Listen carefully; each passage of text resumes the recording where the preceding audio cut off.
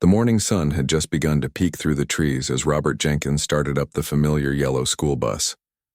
The diesel engine rumbled to life, a sound that had become as natural to him as his own heartbeat after 15 years on the job. He adjusted his mirror, took a sip from his thermos of coffee, and pulled away from the school district's lot to begin his morning route. Robert was a creature of habit. At 53 years old, with salt and pepper hair and laugh lines that crinkled around his eyes, he found comfort in routine. Each morning he drove the exact same route through the quiet town of Mapleton, a place where everyone seemed to know everyone, where the seasons changed the landscape dramatically, but the people remained steadfast and kind. "Morning, Mrs. Chen," he called out the window as he passed the local bakery, where the owner was setting up for the day. She waved back, her apron already dusted with flour. These small interactions peppered his mornings, little moments of connection that made the job more than just a paycheck.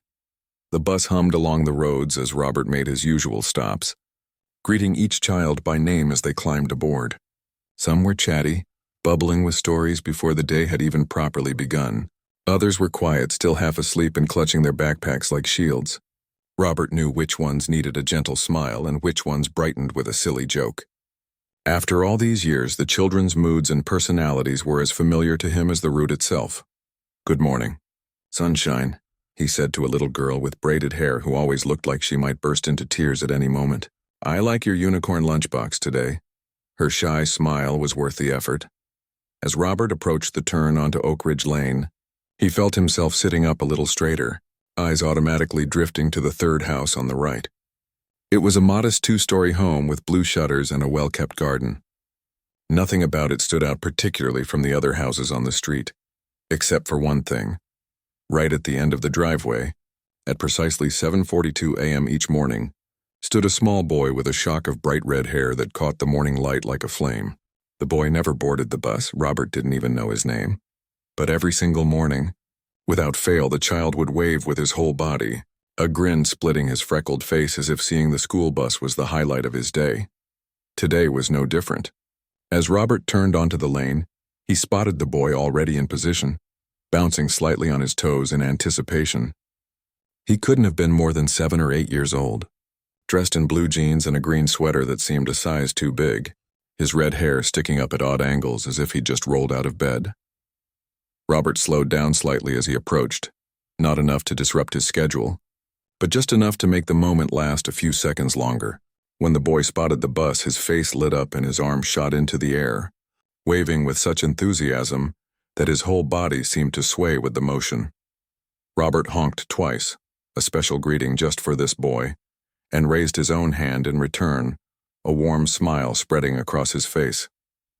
The simple exchange lasted only moments before the bus continued down the road, but it left Robert feeling lighter somehow. There was something pure about the boy's excitement, something that reminded him why he loved this job even on the hardest days. "Who's that kid?" asked Theo, a 5th grader who always sat near the front because his stomach got queasy in the back. He had noticed Robert's special greeting. "You know, I'm not really sure," Robert admitted, realizing how strange it was that this daily interaction had become so important to him, without him knowing the first thing about the child. "He's never on my pickup list. He just waves. Every day?" Theo asked, sounding impressed. "Every single day," Robert confirmed, "rain or shine. Been doing it for about 3 months now." In truth, it had started back in September, just as the leaves were beginning to turn. Robert had noticed the small figure at the end of the driveway, standing so still that at first he thought it might be a garden decoration. But then the boy had raised his hand in a tentative wave, and something about the hopefulness in that gesture had touched Robert. He'd waved back without thinking twice, and a tradition was born. Now, as winter approached and the mornings grew darker and colder, the boy was still there. Some mornings he wore a puffy coat that made his thin frame look twice as wide. On rainy days he stood under a blue umbrella, careful to keep one hand free for waving. Once, during the first snowfall of the year, Robert had spotted him with his tongue out, trying to catch snowflakes while still keeping an eye out for the bus. Back in the staff room during his break, Robert mentioned the waving boy to his colleague, Linda, who drove a different route. "You ever have something like that?" he asked, stirring sugar into his second coffee of the day. "A kid who just becomes part of your routine?" Linda thought for a moment. There was a dog that used to chase my bus every day down Willow Street, she offered with a laugh. Not quite the same, I guess. No, Robert agreed. Not quite. He considered asking around to find out who the boy was, but something held him back. There was a simple magic to their wordless greeting that he didn't want to complicate. Besides, what would he even say? Hi, I'm the bus driver, and I look forward to your son's wave every morning. It might sound odd, maybe even inappropriate in today's cautious world. So the days passed and the routine continued. The boy waved, Robert waved back. Sometimes they added variations. A salute, a thumbs up. Once even a silly dance move that had the kids on the bus howling with laughter. But they never spoke, never crossed the invisible boundary between their separate lives. December arrived, bringing holiday decorations to the houses along Robert's route. The boy's house sprouted colorful lights along the gutters and a wreath on the front door. One morning, the boy was wearing a Santa hat with his usual jeans and coat, his red hair tucked up inside. Robert responded by donning a pair of felt reindeer antlers, purchased specifically for this purpose. The boy's delighted grin was worth the teasing he endured from the older students. As the winter break approached, Robert found himself wondering if the boy would still be there when school resumed in January. Would this little ritual continue, or would the boy lose interest, move on to other things, forget about the bus driver who had become strangely invested in their daily greeting?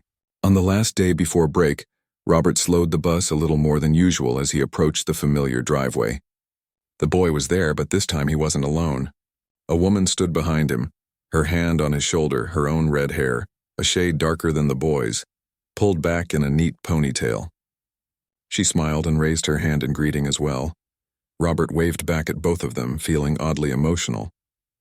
Somehow the presence of the woman, his mother, presumably, made the whole thing more real, acknowledged that this small connection mattered. That evening, as Robert parked the bus for the final time that year, he found himself reflecting on how the simplest things often left the deepest impressions. 15 years of driving, hundreds of children coming and going, yet it was this silent exchange with a boy whose name he didn't even know that had become the highlight of his workday. January came, and to Robert's delight, the boy was there waiting on the first day back, hopping from foot to foot against the cold, but waving with the same enthusiasm. Their routine resumed as if there had been no break at all. As the seasons slowly shifted from winter to spring, Robert noticed subtle changes in the boy. He seemed to grow taller, his face a little less round. His wave, while still energetic, became slightly more controlled, less wildly exuberant. But the smile never changed, open, genuine, lighting up his whole face. Robert often wondered why the boy wasn't on his bus. Perhaps he attended a different school, or maybe he was homeschooled. Whatever the reason, Robert was grateful for their brief daily connection. Some people come into our lives for just a moment, his late wife used to say, but they change our path forever. Robert wasn't sure if this boy was changing his path, but he was certainly brightening it. As the school year progressed towards summer, Robert found himself dreading the long break. Would the boy still be there in September? Would he have outgrown this simple ritual? Children changed so quickly, moved on to new interests, new phases, but for now, each morning at 7:42, Robert turned onto Oak Ridge Lane, and there he was, the boy with the bright red hair and the ready wave, a constant in an ever-changing world. And each morning, Robert waved back, honked his horn twice, and carried the warmth of that moment with him throughout his day. Summer came and went like a dream. Robert spent his days tending to his small vegetable garden, meeting old friends for coffee at the town diner, and occasionally driving special summer school routes. But even as he enjoyed the slower pace, he found his thoughts drifting to Oak Ridge Lane and wondering about the red-haired boy who had become such a fixture in his mornings. The first day of the new school year arrived with that particular crispness in the air that always reminded Robert of fresh notebooks and sharpened pencils. He woke earlier than necessary, feeling an unexpected flutter of anticipation as he went through his morning routine. Would the boy still be there? Or had he moved on, outgrown the simple ritual that had meant so much to Robert? As he pulled the bus out of the lot, Robert reminded himself not to get his hopes up. Children changed quickly at that age. What seemed important one year could be forgotten by the next. Besides, the boy might have started attending school himself now. Might be riding a different bus route altogether. The familiar streets welcomed him back as he made his way through town, picking up sleepy-eyed children with new backpacks and first-day jitters. Some faces were familiar, some new, but all were part of the community Robert had served for so long. "Good to see you again, Mr. Jenkins," said a girl with braces who had ridden his bus for the past 3 years. "Mom said to tell you hello." "Tell her I said hello back," Robert replied with a warm smile. As he approached Oak Ridge Lane, he found himself slowing down slightly, his eyes automatically scanning ahead for that splash of red hair. The familiar house with blue shutters came into view, the morning sun catching on the windows. Robert's heart sank a little when he didn't immediately spot the boy. Then, just as he was about to turn onto the street, there he was, standing at the end of the driveway in a new pair of jeans and a yellow t-shirt that made his hair look even brighter. He seemed to have grown at least 2 inches over the summer, his face a little less round, but his smile was exactly the same, wide and genuine, lighting up his whole face as he spotted the yellow bus. Robert felt a rush of happiness so strong it surprised him. He honked twice in their special signal and waved enthusiastically. The boy jumped up and down as he waved back, clearly as delighted by their reunion as Robert was. The familiar exchange lasted only moments, but it set the tone for Robert's entire day. That night, as he sat on his porch watching the sunset, he realized how much he had missed that simple connection during the summer months. Fall settled over Mapleton, painting the trees in brilliant reds and golds. The morning routine continued without interruption. Each day, Robert would turn onto Oak Ridge Lane at 7:42, and each day the boy would be waiting, waving with undiminished enthusiasm. Sometimes they would add variations, a salute, a bow, or a silly dance move, but the core ritual remained the same, a moment of pure, uncomplicated connection between two people whose lives otherwise never intersected. October brought cooler mornings and Halloween decorations. The boy's house sprouted fake spider webs in the bushes and a grinning jack-o'-lantern on the porch. One morning the boy appeared wearing a superhero cape over his jacket, striking a heroic pose as the bus approached. Robert responded by wearing a plastic Viking helmet the next day, earning surprised laughter from his young passengers. "You're different this year, Mr. Jenkins," observed Theo, now a 6th grader with a growing interest in video games. "Happier or something." Robert hadn't realized the change was so noticeable, but he knew it was true. There was something about that daily exchange that lightened his step, that reminded him of the simple joy of human connection. November arrived with its shorter days and the promise of winter. Robert noticed the boy was often bundled up now, sometimes wearing mittens that made his wave look comically oversized. But no matter the weather, he was always there, a constant in Robert's ever-changing landscape of passengers. Then came the Tuesday before Thanksgiving. Robert turned onto Oak Ridge Lane at the usual time, automatically looking toward the familiar driveway. But this morning the spot stood empty. No red-haired boy, no enthusiastic wave, just an empty stretch of concrete under a gray November sky. Robert felt a twinge of disappointment but quickly brushed it aside. Everyone got sick occasionally, or maybe the family had left early for the holiday. It was nothing to worry about. But the next day the driveway was empty again, and the day after that. As Thanksgiving break arrived, Robert found himself thinking about the boy more than he would have expected, hoping that whatever had kept him away was nothing serious. When school resumed the following Monday, Robert held his breath as he turned onto Oak Ridge Lane. The familiar house looked the same as always, but the driveway remained empty. No boy, no wave. The absence felt strangely personal, as if something had been taken from him. Days stretched into weeks. Christmas decorations appeared throughout the neighborhood, but the blue-shuttered house remained undecorated. Robert began to slow down even more as he passed, scanning the windows for any sign of the family, but the house often looked dark, the curtains drawn. In the teacher's lounge during his break, Robert finally asked, "Anyone know the family that lives in the blue house on Oak Ridge? The ones with the red-haired boy?" The school secretary, who seemed to know everyone in town, looked thoughtful. "That would be the Hendersons, I think. Nice family, keep to themselves mostly. Everything okay with them? Haven't seen them around lately." The secretary shrugged. "Haven't heard anything, but I can ask around if you want." Robert hesitated. His concern felt both genuine and somehow intrusive. After all, what claim did he have to information about this family? Their entire connection consisted of a brief daily wave. "No, that's okay," he said finally. "Just wondering." As winter deepened, Robert continued his route, but Oak Ridge Lane had lost its special anticipation. He still slowed down at the familiar driveway, still hoped to see the boy suddenly reappear. But the spot remained empty day after day. One snowy morning in January, Robert noticed a for sale sign planted in the front yard of the blue-shuttered house. His heart sank. They were leaving, or perhaps had already left. He would never know what had happened, where they had gone, or why the daily ritual had suddenly stopped. That evening, as he parked the bus for the night, Robert sat for a moment in the driver's seat, thinking about how strange it was to miss someone he had never actually met. How could the absence of a brief daily wave leave such a noticeable hole in his life? His phone buzzed with a text from his daughter.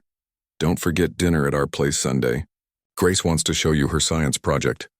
Robert smiled at the reminder of his granddaughter's latest enthusiasm. Life went on, full of other connections, other relationships that mattered deeply.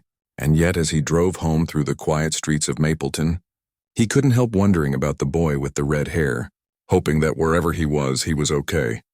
Weeks passed, and the for sale sign disappeared, replaced by a sold banner that soon vanished as well.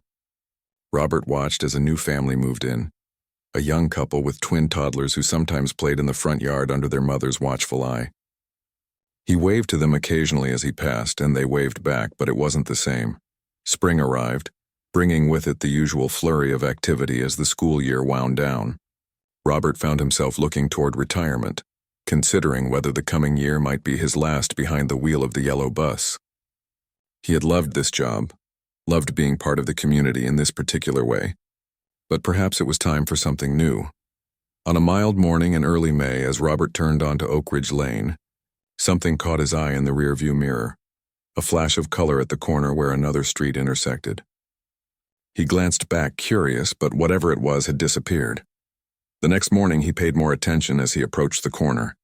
And there, standing at the bus stop with a small group of middle school students, was a boy with unmistakable bright red hair. Robert nearly missed a stop sign as surprise shot through him. It was him, older now, taller, his face losing some of its childish roundness, but unmistakably the same boy.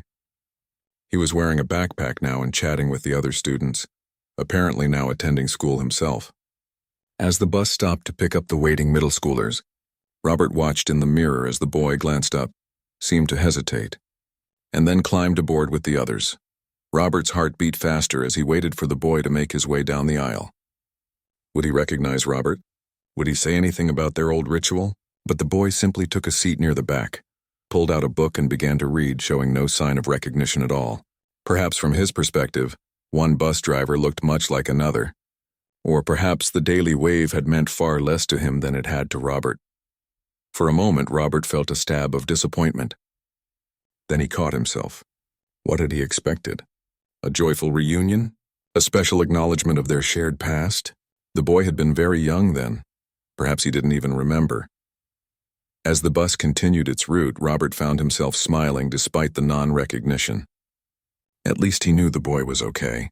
At least the story had some kind of ending, even if it wasn't the one he might have hoped for. Over the following days, the red-haired boy became just another passenger on his route. Sometimes he chatted with the other kids, sometimes he read his book, but he never gave any indication that he remembered their daily exchange from years before. And that was okay, Robert decided. Some connections lasted only for a season, leaving their mark before fading away.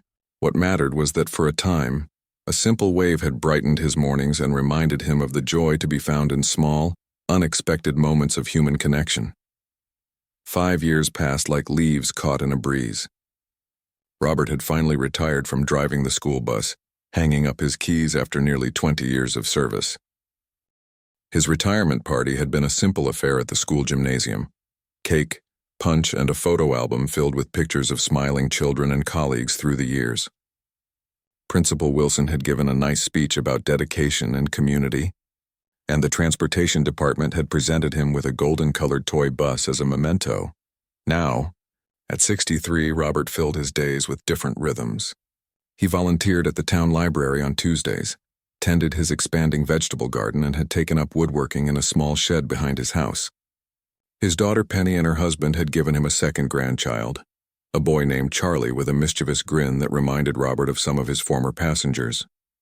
On this particular Wednesday morning in late September, Robert pushed a shopping cart through the aisles of Wilson's grocery, consulting the list his daughter had texted him. Penny was 7 months pregnant with her third child and on bed rest, so Robert had happily volunteered to do her weekly shopping. Let's see. Cereal, milk, apples, he muttered to himself, squinting at his phone screen. What in the world is quinoa? He turned down the next aisle, scanning the shelves for this mysterious grain, when someone bumped into his cart from the other direction. "Oh, I'm sorry," said a young voice. Robert looked up to see a teenage boy with bright red hair. For a moment, something tugged at Robert's memory. A flash of recognition that he couldn't quite place. The boy was tall and lanky, maybe 15 or 16, wearing jeans and a green hoodie. There was nothing particularly remarkable about him except for that vibrant hair color, which caught the fluorescent store lights like copper wire. "No harm done," Robert replied with a smile, moving his cart to the side. He continued down the aisle, but the nagging feeling of familiarity persisted. Where did he know this boy from? Had he been one of his passengers? After 20 years and hundreds of children, faces tended to blur together in his memory. At the checkout line, Robert found himself standing behind the same red-haired teenager, who was buying a carton of milk and a loaf of bread. "Forgot my wallet," the boy explained to the cashier, looking embarrassed. "Can I put these on hold and run back home real quick? I just live a few blocks away." "Sorry, kid," the cashier said, not unkindly. "Can't hold up the line. You'll have to come back." Robert stepped forward without thinking. "I'll get these," he said, placing his own groceries on the conveyor belt beside the boy's items. "Add them to my bill." The teenager turned, surprised. "You don't have to do that, sir." "It's no trouble," Robert assured him. "Been in the same spot myself plenty of times." Gratitude washed over the boy's face. "Thank you. That's really nice of you." As the cashier scanned the items, Robert and the teenager made small talk. The boy's name was Michael. He had moved to Mapleton 5 years ago with his family. He was a sophomore at Mapleton High School. "I swear you look familiar," Robert said as they walked out of the store together. "Did you ever ride bus number 17? I drove that route for years before I retired." Michael shook his head. "No, I never took the bus to school. We lived too close for me to qualify for the bus route." "Strange," Robert murmured. "I could have sworn—" "Well, thanks again for the groceries," Michael said, hoisting the paper bag. "I really appreciate it." "Glad to help," Robert replied. They parted ways in the parking lot, Michael walking toward a residential area while Robert loaded his groceries into his car. The encounter might have ended there. Just a brief, pleasant interaction between strangers in a small town. But as Robert drove to his daughter's house, the sense of recognition continued to nag at him. There was something about that boy, something that felt important, though he couldn't quite grasp why. The following week, Robert was working his volunteer shift at the library, reshelving books in the nonfiction section, when he spotted a familiar shock of red hair bent over a textbook at one of the study tables. Michael sat alone, surrounded by papers and notebooks, his brow furrowed in concentration as he worked through what appeared to be a difficult math problem. Robert hesitated, then wheeled his cart of books closer. "Hitting the books pretty hard there," he observed. Michael looked up, recognition dawning on his face. "Oh hey, grocery store guy," he grinned. "Still owe you for that milk and bread." "Don't worry about it," Robert said, waving away the debt. "Everything okay? You look frustrated." "Just stuck on these calculus problems," Michael sighed, running a hand through his hair. "I'm usually good at math, but this unit is kicking my butt." Robert peered at the textbook. "You know, I used to be pretty decent at calculus back in my day. Mind if I take a look?"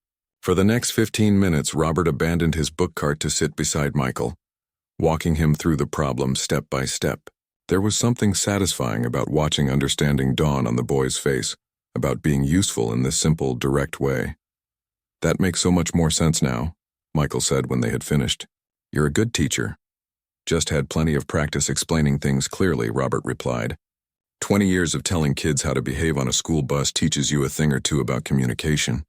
Michael laughed. "Well, if you're here on Thursdays too, I might have to come back for more help. I have a big test coming up." "I'm here Tuesdays and Thursdays," Robert found himself saying. happy to help any time. And so a new routine began. Twice a week, Michael would come to the library during Robert's shift, and they would spend an hour going through calculus problems together. Sometimes they would chat about other things too: Michael's interest in astronomy, his position on the school's debate team, his younger sister's ballet recitals. One Thursday in late October, as they were packing up their things, Michael hesitated. "My mom wanted me to invite you for dinner this weekend," he said, looking slightly embarrassed. "As a thank you for all the help. She makes a really good pot roast." Robert was surprised by the invitation. "That's very kind of her," he said. "You sure your family wants an old man interrupting their Saturday night?" "Totally sure," Michael insisted. "Mom loves cooking for people, and my dad said he wants to meet the math genius who saved my calculus grade." Robert laughed. "Well, when you put it that way, how can I refuse?" That Saturday evening found Robert standing on the porch of a tidy ranch-style house on the east side of town, holding a homemade apple pie, his late wife's recipe, and feeling oddly nervous. It had been a while since he'd been invited to dinner at a stranger's home. Michael answered the door with a grin. "You came! Come in, everyone's excited to meet you." The house was warm and inviting, filled with the rich smell of cooking meat and the sound of gentle laughter from the kitchen. Michael led Robert through the living room, where framed family photos lined the walls. As they passed, a particular picture caught Robert's eye: a much younger Michael standing at the end of a driveway, his hand raised in a wave, a yellow school bus visible at the edge of the frame. Robert stopped dead in his tracks, the memory clicking suddenly into place. The red-haired boy who used to wave at his bus every morning. The daily ritual that had brightened his days for so long. The mysterious disappearance. "Everything okay?" Michael asked, noticing his stunned expression. Before Robert could answer, a woman's voice called from the kitchen. "Is that our guest?" "Bring him in, dinner's almost ready." Michael's mother stepped into the hallway, wiping her hands on a dish towel. She had the same vibrant red hair as her son, though hers was now streaked with silver. Her smile was warm as she extended her hand. "You must be Robert. I'm Helen. Thank you so much for helping Michael with his math, and for the groceries that day." Robert shook her hand automatically, his mind still reeling from the revelation. "It's a pleasure to meet you," he managed to say. As they moved into the dining room, Robert's gaze kept returning to Michael, seeing him now with new eyes, connecting the teenager before him with the small boy who had stood faithfully at the end of his driveway all those years ago. Throughout dinner, as the conversation flowed around him, Robert found himself watching Michael interact with his family. The easy banter with his father, the protective way he helped his younger sister cut her meat, the respectful attention he gave when his mother spoke. This was no longer the mysterious waving boy, but a real person with a full life that Robert was now, through some strange twist of fate, being allowed to glimpse. As Helen served dessert, both Robert's apple pie and a chocolate cake she had baked, Michael's father, Tom, leaned forward. "So Michael tells me you were a school bus driver before you retired." "Yes," Robert replied, finally finding his voice properly. "For 20 years. Route 17, mostly through the north side of town. We lived over on Oak Ridge Lane for a while when we first moved to town," Tom said. "Before we found this place, the house with the blue shutters," Robert said quietly. Tom looked surprised. "That's right. How did you know?" Robert's eyes met Michael's across the table. "I used to drive past your house every morning at 7:42. There was a boy who stood at the end of the driveway and waved at the bus. Every single day." Understanding dawned slowly on Michael's face, followed by an incredulous smile. "That was you? The bus driver who always honked twice and waved back?" The dinner table fell silent as everyone processed what had just happened. Robert and Michael stared at each other across the table, both trying to reconcile the past with the present moment. "I can't believe it," Michael finally said, shaking his head in wonder. "What are the chances?" Helen's eyes widened. "Wait, this is the bus driver you used to wave to? The one you talked about all the time when you were little?" "Yeah." Michael nodded, still looking at Robert with new recognition. "He always honked twice and waved back. Sometimes he'd wear funny hats to make me laugh." Robert felt a lump forming in his throat. "I had a Viking helmet," he said softly, "and reindeer antlers at Christmas." Tom leaned back in his chair, looking between them with amazement. "Well, talk about a small world." "It wasn't just any wave," Robert explained to the parents.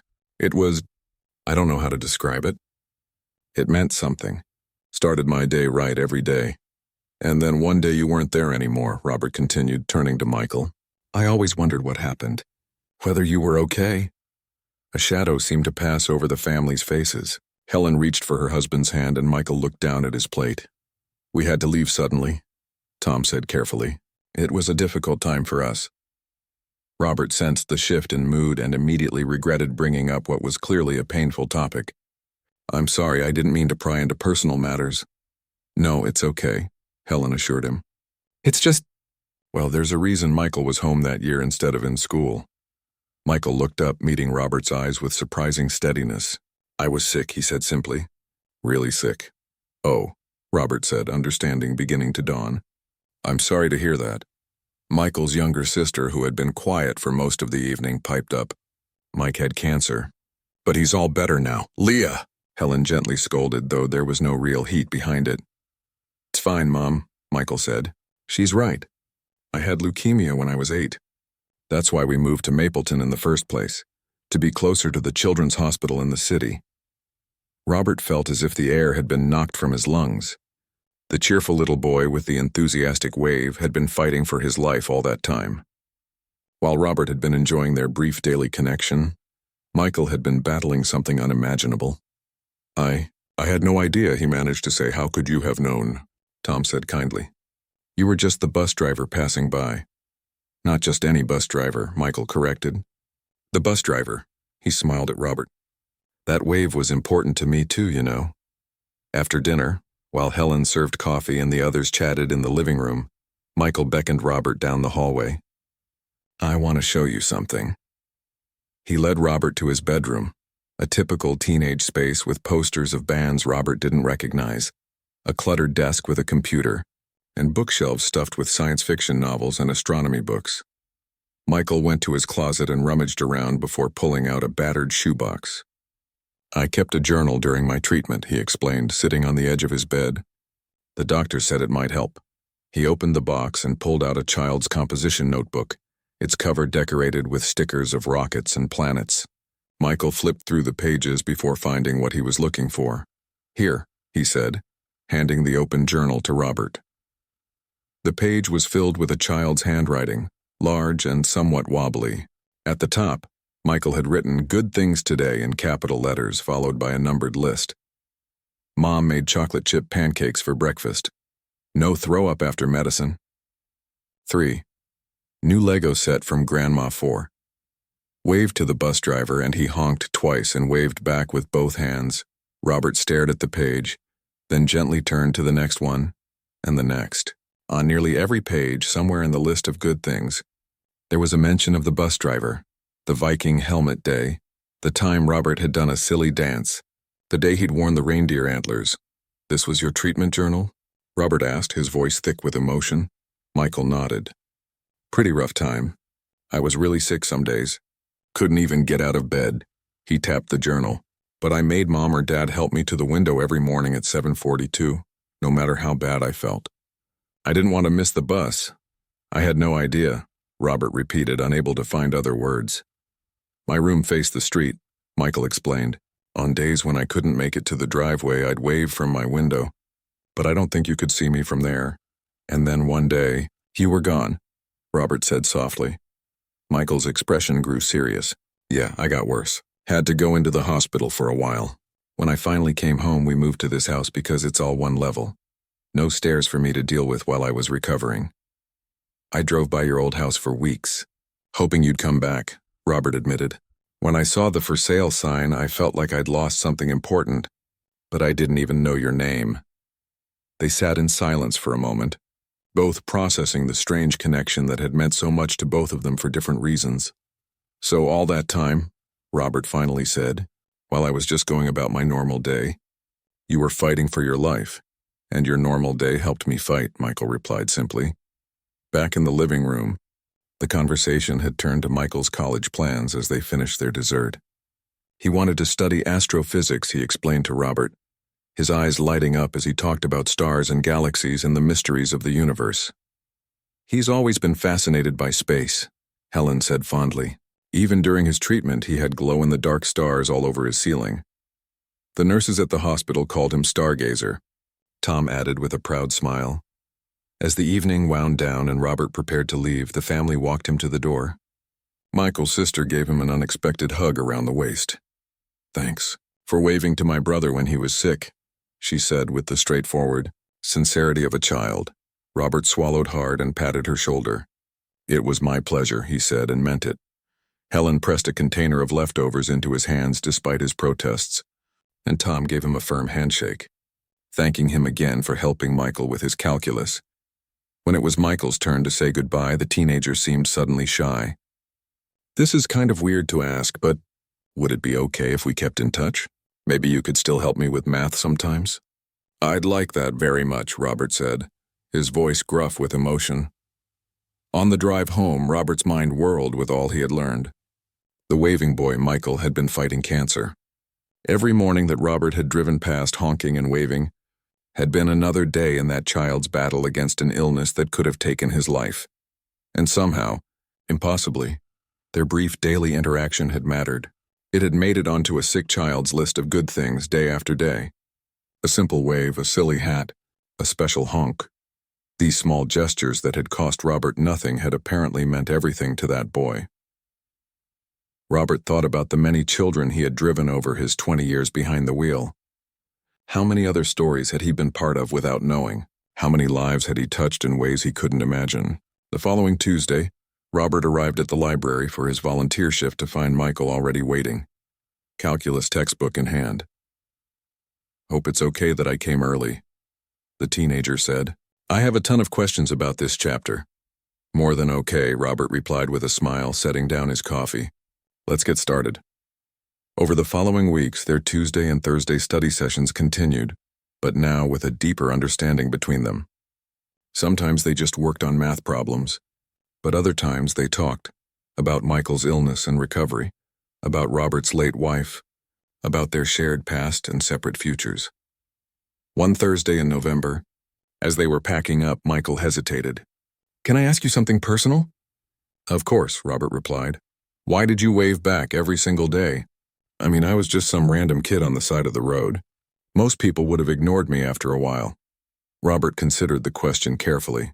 "I'm not entirely sure," he admitted. "Something about your wave just seemed important. Like you were putting your whole heart into it.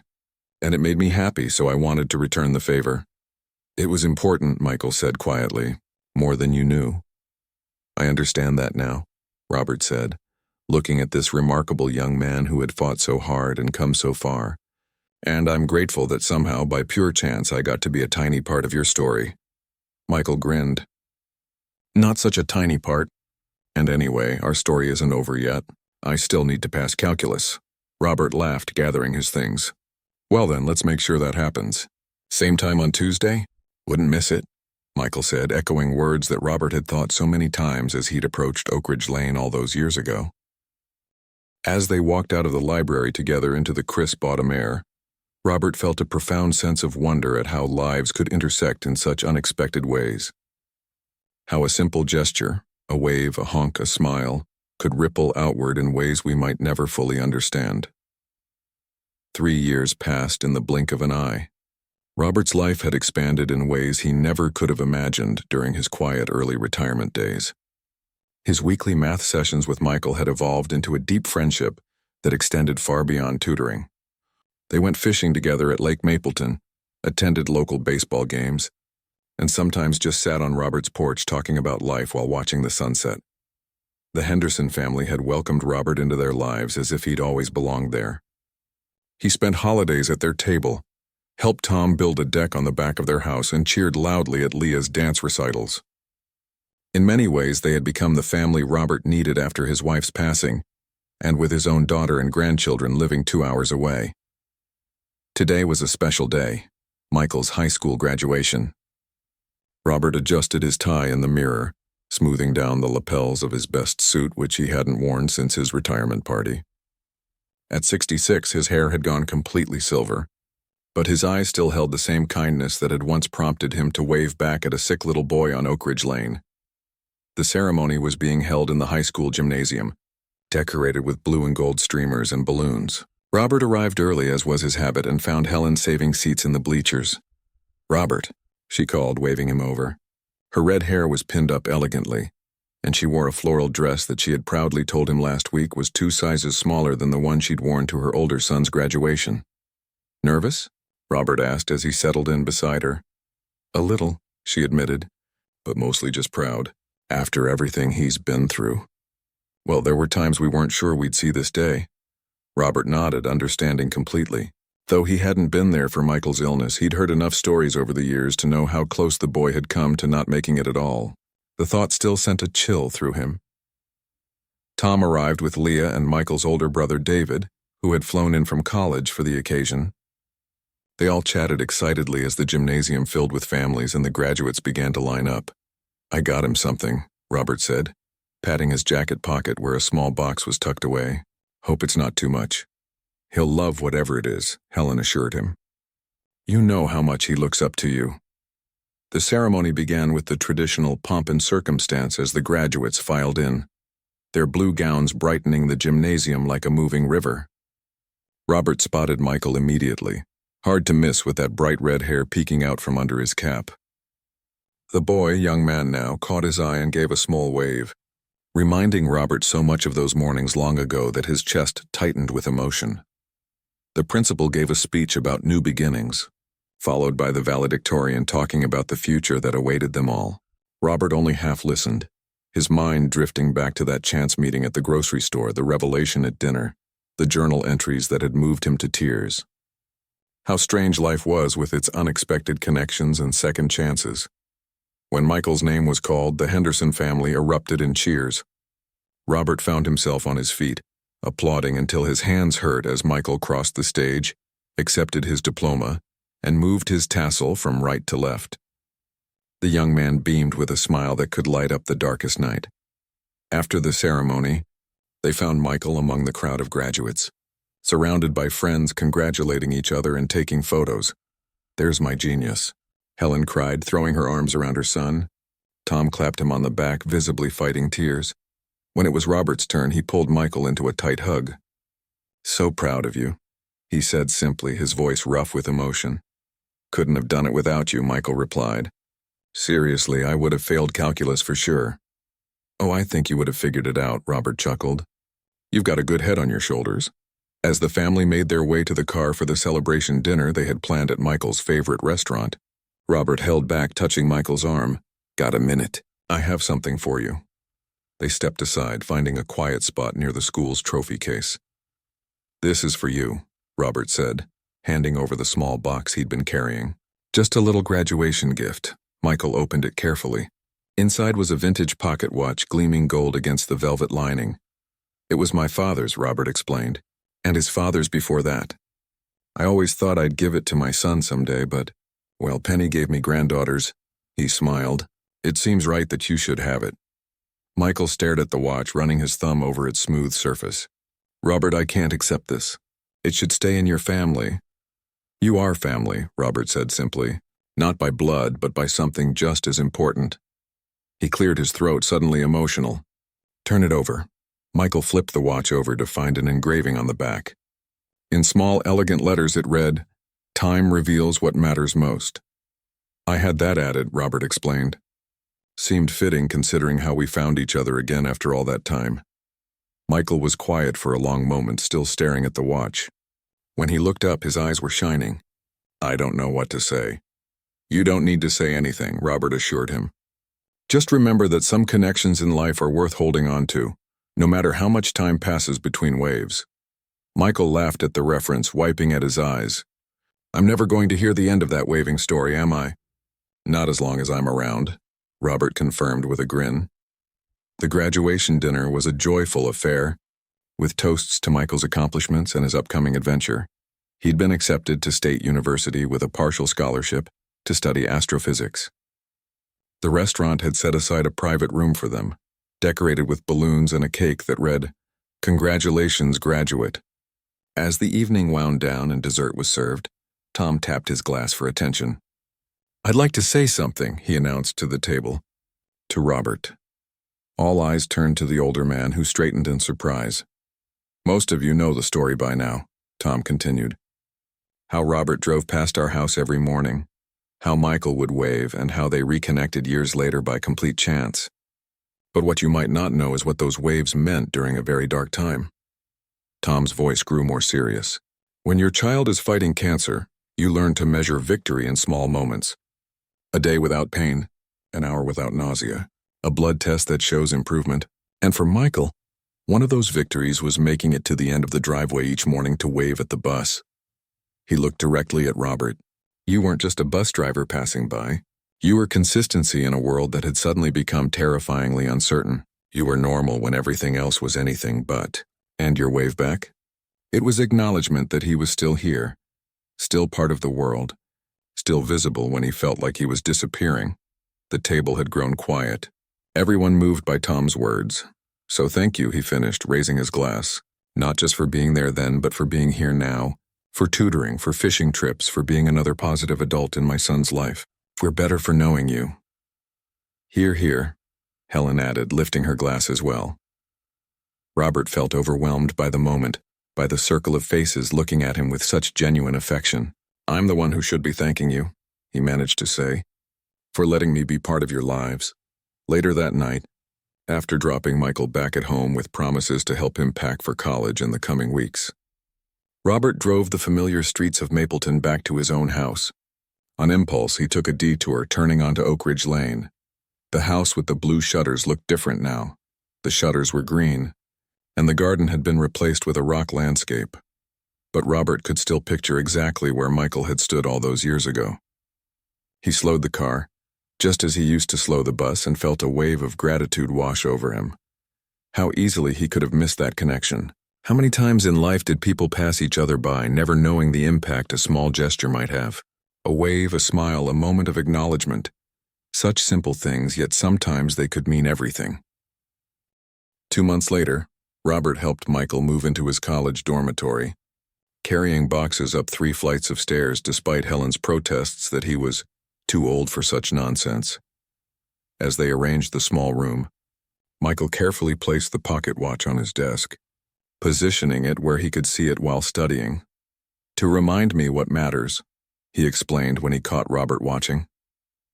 The day after Michael left for college, Robert found himself restless, missing their regular tutoring sessions and conversations. On impulse, he called the school district office.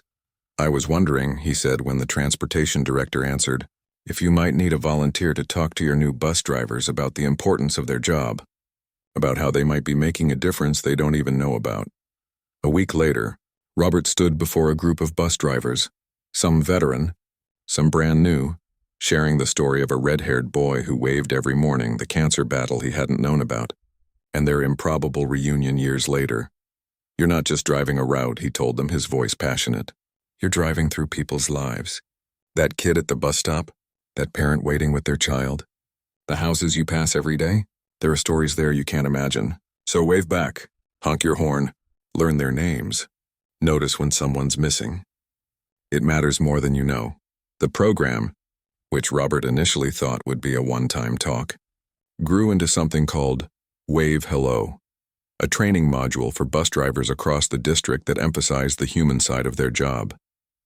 Eventually, neighboring districts adopted it too, and every few weeks, Robert would receive a text from Michael with a photo of something amazing he'd seen through a telescope or a funny story from his physics class. Sometimes it was just a simple message, waving at you from campus today. Robert would always text back the same response, waving back, always.